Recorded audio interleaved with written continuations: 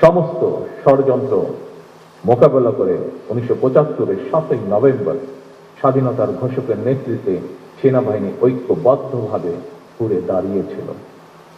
এরপরও বিভিন্ন সময় নানা রকম ঘটনায় সশস্ত্র বাহিনীর ঐক্য বিনষ্টের তৎপরতা চললেও 2009 সালের ফেব্রুয়ারি মাসে সশস্ত্র বাহিনীর উপরে সর্বগ্রাসী আঘাতটি এসেছিল।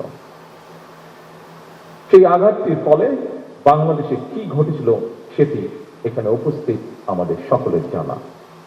সুতরাং ইউনিফর্মধারী বাহিনীর জন্য প্রধান বার্তাটি হল প্রফেশনালিজম, ইউনিটি, ডিসিপ্লিন এবং চেইন অফ কমান্ড ছাড়া সম্মান এবং মর্যাদার সঙ্গে টিকে থাকা কঠিন।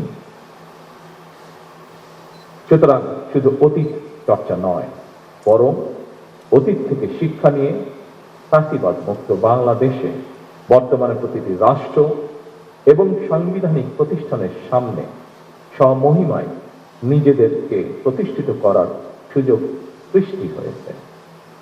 যারা সশস্ত্র বাহিনীর দায়িত্ব পালন করছেন অথবা সরকারি কিংবা প্রশাসনে, জনপ্রশাসনে বিভিন্ন জায়গায় দায়িত্ব পালন করছেন, আমরা সবাই বাংলাদেশের নাগরিক। এই দেশটা আমাদের সবার।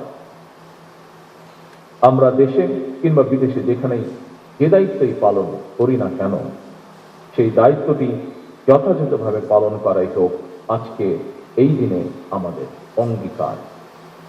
উপস্থিত সুধীমণ্ডলী, বর্তমান বিশ্ব এক জটিল পরিস্থিতির ভেতর দিয়ে যাচ্ছে। পরিবর্তিত ভূ রাজনৈতিক সমীকরণ এবং প্রযুক্তি দ্রুত বিবর্তনের ফলে জাতিসংঘ শান্তিরক্ষা মিশনের চ্যালেঞ্জগুলো এখন অনেক বেশি বহুমুখী এবং ঝুঁকিপূর্ণ হয়ে উঠছে।